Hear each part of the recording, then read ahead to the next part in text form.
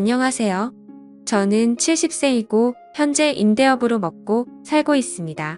부모님 밑에서 외아들로 살아가다 젊을 적 벌어놓은 돈으로 부동산 투자에 성공한 삶이어서 부러움을 사기도 했습니다. 돈 벌다 혼기를 놓쳐 40살 넘게 노총각으로 지내다가 지인에게 소개받은 맘씨 고운 여자와 결혼을 하고 아들 한 명을 보았네요. 제가 혼자 자라 많은 자식들을 보길 바랬지만 그것도 팔자에 있어야 가능한 거겠더라고요. 제 외아들은 기특하게도 어렸을 적부터 속 한번 썩이지 않고 서울에 내놓으라 하는 대학에 떡하니 합격했고 원하는 대기업에 입사해 제 능력을 한참 펼쳤습니다. 그리고 그곳에서 사내연애로 만난 3살 연상인 여자와 결혼을 하겠다고 저절로 앞에 데려왔습니다. 지어머니처럼 순하고 착한 여자를 데려왔음 좋았을 걸 꽤나 반반한 외모이기는 했으나 어딘가 모르게 드세 보이는 예비 며느리가 맘에 걸리더군요. 아들은 뭐가 울린 듯 콩깍지가 쓰였는지 계속 여자친구가 좋다 하니 자식이기는 부모 없다고 결국 아들을 위해 결혼을 허락하게 되었고 예비 며느리가 될 나이는 어느새 혼자 임신까지 한 채 배불렀어 결혼식장에 들어갔습니다. 사실 예비 며느리는 어렸을 적 부모가 이혼해서 엄마는 바람나서 도망갔고 아빠 밑에서 동생과 함께 같이 살았다고 합니다. 뭐 그런 가정에 편견이 있는 건 아니었지만 그래도 기왕이면 다홍치 말라고 귀하게 큰 내 자식이 여느 사람 못지않게 화목하게 자란 여자를 아내로 맞이하면 좋겠다는 욕심은 있었어요. 실제로 아들에게 여러 좋은 혼자 자리한 가득 들어온 것도 사실이었고요. 하지만 그것도 혼자 임신까지 해서 아들을 꽉 붙들어 놓은 며느리는 귀엽고 옆자리를 차지하고야 말았고 저희는 그 아이를 가족으로 맞았습니다. 달갑진 않았으나 아들이 사랑하는 여자였으니 며느리의 장점을 보고자 노력하며 마음을 달랬네요. 며느리는 스스로 쟁취하고 도전하고 이뤄내고 그 각박하고 어려운 상황에서도 보다 나은 환경에서 살고자 악착같이 공부해서 괜찮은 대학 나와 장학금으로 공부해 아들과 같은 회사에 입사했습니다. 번 돈으로 제 아버지 병원비 대고 동생 공부까지 시키고서 지원수자금까지 척척 마련하니 참으로 똑 부러지고 생활력 강한 장점이 있는 아이더군요. 시부모에게도 살뜰하게 자라니 딱히 흠잡을 것도 없던 터였네요. 뭐 사람이 항상 완벽할 수만은 없으니 전 며느리를 맞아들이기로 하고 아들과 행복하기를 바랬습니다. 그러던 중 살면서 저는 인생이 최대 불행한 일을 겪어야 했습니다. 그날은 아내가 임신한 며느리 힘들다며 손수 만든 반찬을 애들 떼에 가져다 주었던 날이었어요. 아들이 엄마를 저희 집으로 다시 데려다 주는 데서 일어나 버리고 말았습니다.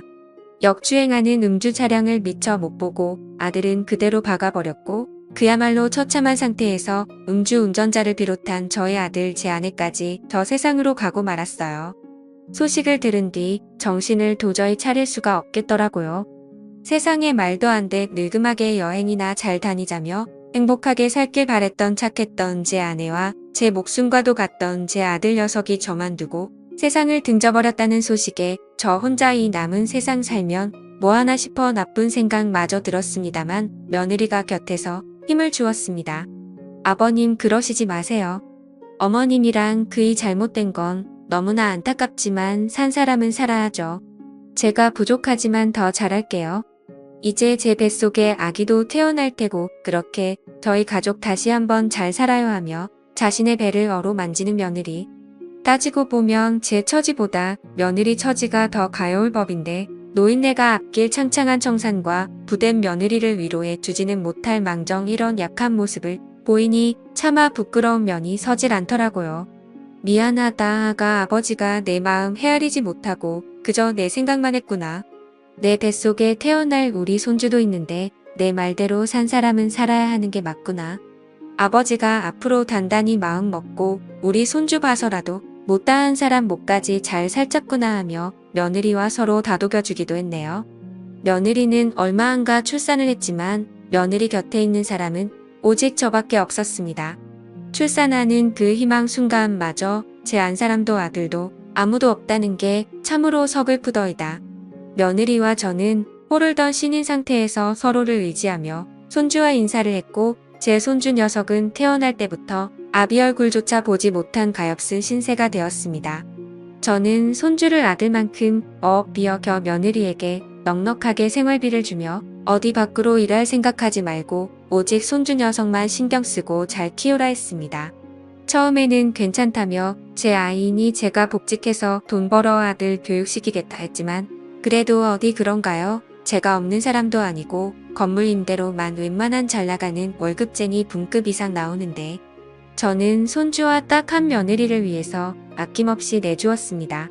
그렇게 6여 년이라는 시간이 흘렀고 연애 때와 마찬가지로 며느리와 가까이 있는 곳에 다 자란 손주 재롱 보면서 저는 가는 세월 붙잡지도 못한 채 나이만 먹어가고 있었습니다. 며느리는 직장에 복귀하게 되었고 가까운 데 사는 제가 손주를 데리고 와 항상 저희 집에서 시간을 보내곤 식사 후 집으로 가곤 했습니다. 제가 사는 이유는 자라나면서 아들을 빼닮아가는 손주를 보는 일이었고 아들 어렸을 적과 제 안사람과 행복했을 적을 그리며 추억에 의지한 채 그저 눈 감을 날만에 기다리고 있었네요. 그러던 중 제게 들어오는 여자분이 있었습니다. 손주 유치원 같이 다니는 같은 반 아이 할머니였는데 와버린 자식을 대신해서 소녀딸을 봐주고 있는 사람이었어요. 그저 오다 가다 인사하다가 이내 말 붙이는 사이로 그러다 차 마시고 식사하니 저희는 어느새 좋은 친구가 되었습니다. 정시라서 제가 정야사님이라고 불렀는데 우리 눈감은 안사람처럼 참으로 착하고 순박한 그런 사람이었어요. 지난 아픔을 가슴에 묻은 한마는 세월술 한잔하며 털어놓았더니 정야사님도 속에 있는 말을 털어놓으시더라고요. 그러셨군요. 처음 자식 먼저 보낸 부모 심정은 말로 다 못다 하죠. 제 팔자도 어찌나 사나운지 남편 먼저 몹쓸 병으로 잃고 막내딸마저 사고사로 잃었는데 어찌나 죽지 못해 사는 목숨인지요. 얼마나 그간 힘든 삶을 사셨겠어요. 누구보다 그 심정 이해합니다. 라며 서로 자식 잃은 마음을 위로해주기도 했습니다. 절대 한 사람 아니면 제 곁을 내어줄 수 없다 여겼는데 정이라는 게 참으로 무서워 마음이 열리더라고요. 가끔 저희 집에 와서 식사를 챙겨주기도 하고 집안 청소를 해주며 제 말동무를 해주었는데 어찌나 말을 곱게 하는지 젊은 청춘 마냥 막 설레거나 하진 않았지만 함께하는 시간은 참으로 즐거웠습니다. 저희는 친구 관계로 넘어 남녀로서 호감이 생겼고 점차 가까워 저 요즘 사람 말로 여자친구 남자친구이지 않은 연인 사이가 되었답니다. 그런데 어느 날 미처 염두에 두지 못했던 일이 생기고 말았어요. 아버님 저 왔어요. 외근 중에 잠시 근처에 왔다가 들렸는데 저희 승준이 유치원에 잘 다녀왔어요 라고 웃으며 들어오는데 그때 하필 제 집에서 정여사와 그 소녀딸이 함께 시간을 보내고 있었고 정여사님은 익숙한 앞치마 차림으로 부엌에서 뭐를 한창 만들고 있었습니다. 당황스러워하는 며느리 앞에서 저는 떠듬거리며 정여사님을 소개했습니다. 며느라 인사하거라 우리 손주랑 같은 반 아이 할머니란다. 라고 인사를 하니 며느리 순간 새해지다 능청스럽게 웃으며 반갑게 정여사님을 맞아주었습니다. 민가 골치가 아파지더라고요. 며느리가 드셨년이 있었으나 생각이 깊어 이해해 주려니 싶기도 했지만 마음이 썩 편하지 않은 건 사실이었습니다. 며느리는 정여사님을 보낸 후 평소처럼 손주 녀석을 데려갔고 다음 날도 그 다음 날도 정여사님에 관해 어떤 것도 묻지 않은 채 흘려보냈습니다. 폭풍전야로 저는 며느리의 눈치를 보며 정여사님을 숨어서 만나는 꼴이 되어버렸고 다행히 정여사님은 제 입장을 이해해 주셨는지 서운한 내색을 굳이 드러내진 않더라고요. 그런데 며느리가 어느 날 어떤 여성분을 제 앞에 데려왔습니다. 아버님 서로 인사드리세요. 이분은 저희 친척분 지인이신 한 여사님이세요. 음식 솜씨도 좋고 집안일도 깔끔하게 잘하셔서 아무래도 아버님께 필요하신 분 같아 모시고 왔어요. 월급은 제가 알아서 드릴 테니 걱정 마시고 편안하게 지내세요. 한 여사라 하는 여자분은 두툼한 화장에 세련된 염색된 머리를 하고 정게 차려입고 왔더라고요. 이미 정 여사님께서 가끔 와서 집안일을 도와주던 터이기도 했고 불편하기도 해 저는 좋은 말로 거절했습니다. 허나 며느리 끝까지 제 말은 듣지도 않은 채 계속 이분이 집안일을 해주면 좋겠다고 하는데 막무가내식으로 나오는 며느리의 두 손도 발 들어버렸네요.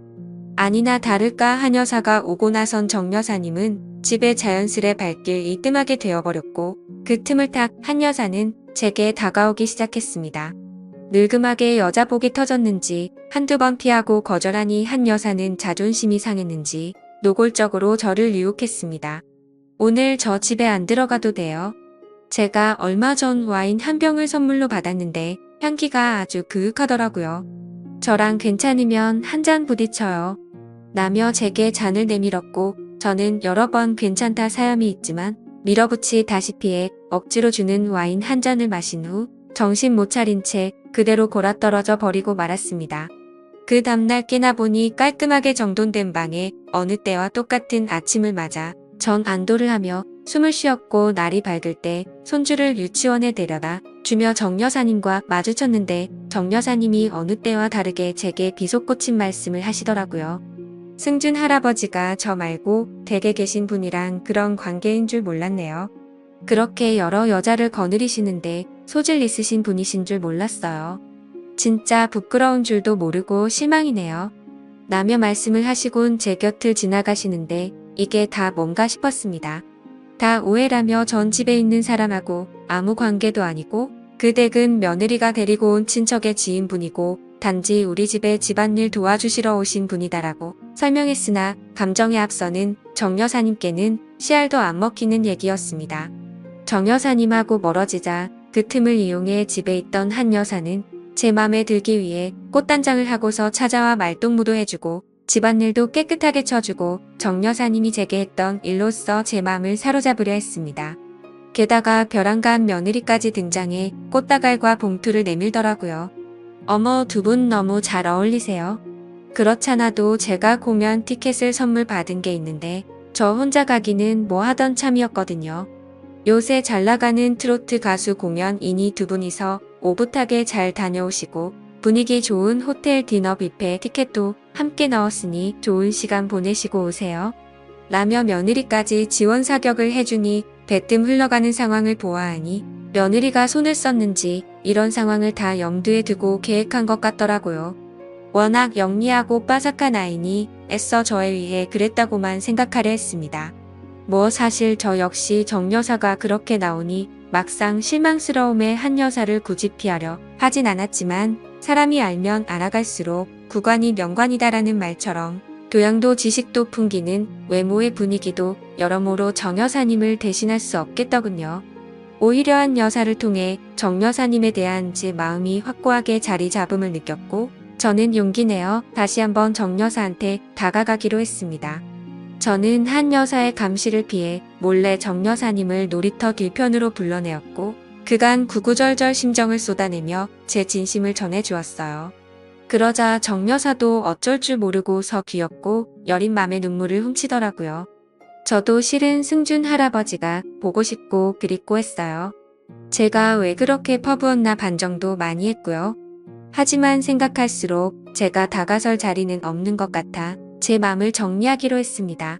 아무리 우리가 인생을 산 세월이 많다 한들 이해할 부분이 있고 도저히 이해가 안 되는 부분도 있잖아요 라고 말을 하면서 제게 휴대폰 사진을 주섬주섬 찾아 보여주더라고요.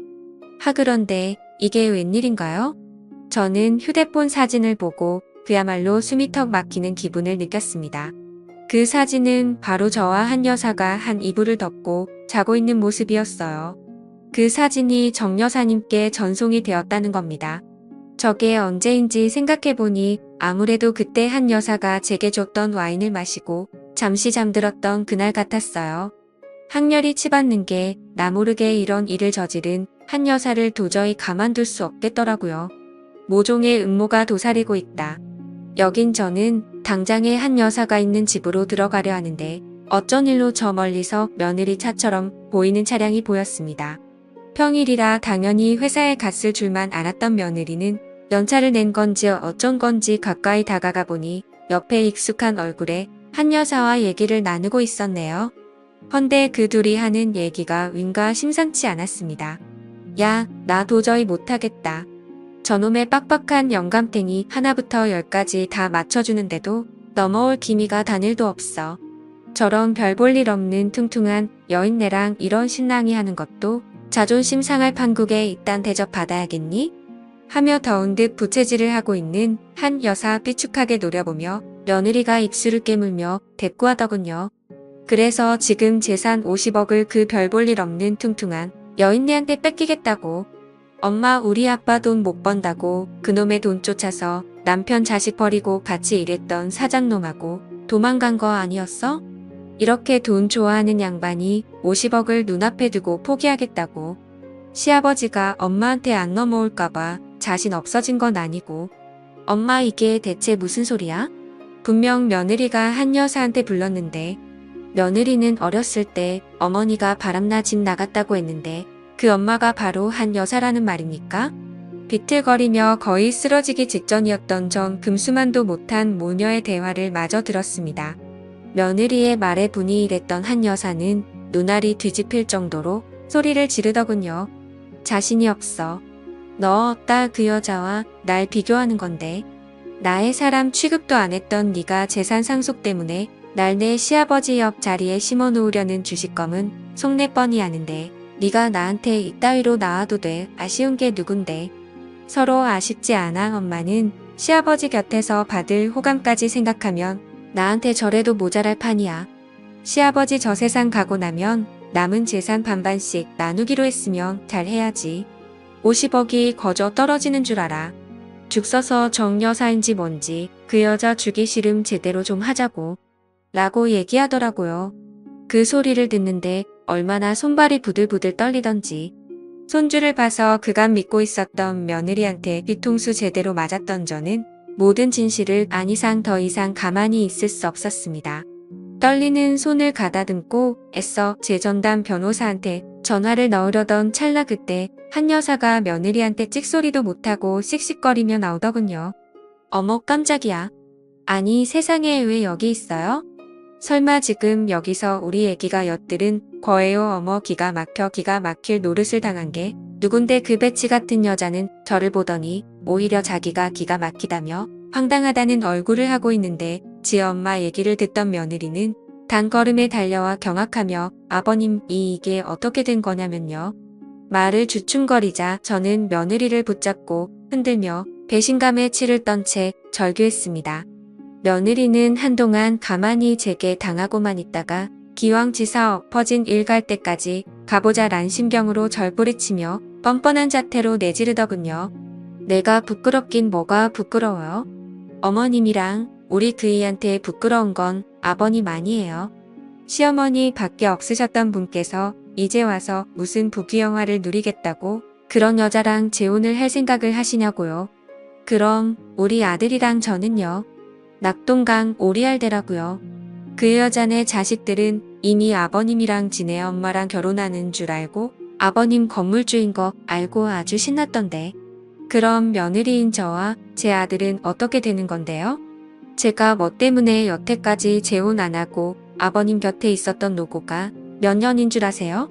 그걸 유일한 핏줄인 우리 승준이만 물려받을 수 있는 아버님 재산을 그거를 그 여자와 나눠야 한다고요. 절대 있을 수도 없고 있어서도 안 될 일이에요. 저도 다 살자고 우리 아들 지키보자 했던 거라고요. 라고 끝까지 저 잘났다고 우리 손주 핑계만 대니 저는 며느리를 쳐내며 그 더러운 입으로 우리 손주 핑계 대지 말고 미사리 사육을 위해 우리 손주까지 이용하지. 이제 우리 인연은 여기까지구나. 내 너를 기특하게 생각하고 내 자식처럼 보듬어 주려고 했는데 이런 무서운 짓거리를 꾸민 너하고는 도저히 가족으로 살 수가 없겠구나. 당장 내 곁에서 사라지고 앞으로 평생 보는 일 없으면 좋겠구나. 라고 하니 며느리는 극단적인 상황에 치닫자 울음이 나오는 걸 간신히 악문 채 저를 붙잡고 선 그럼 승준이는요? 승준이도 다신 안 볼 생각인 거예요. 라고 해서 저는 한숨을 깊이 쉬고 그 어느 때보다 냉정한 결단을 내렸습니다. 승준이가 우리 손주인 건 맞지만 승준이가 내 아들로 사는 이상 난 승준이도 절대 볼 수가 없겠구나. 내 손주이기 전에 내 끔찍한 핏줄도 섞이 나이니까. 라고 말하며 한치의 망설임 없이 뒤돌아섰습니다. 며느리는 그제서야 제 진심을 깨닫고는 그 와중에 잘못을 반성하기는커녕 저를 붙잡으며 울고불고 온갖 원망을 하며 독한 언성으로 시작했고 심지어 저를 향한 막말이나 저주도 서슴지 않았습니다. 추한 며느리를 보자니 남아있던 정마저 떨어져 관계는 파국으로 치닫게 되었습니다.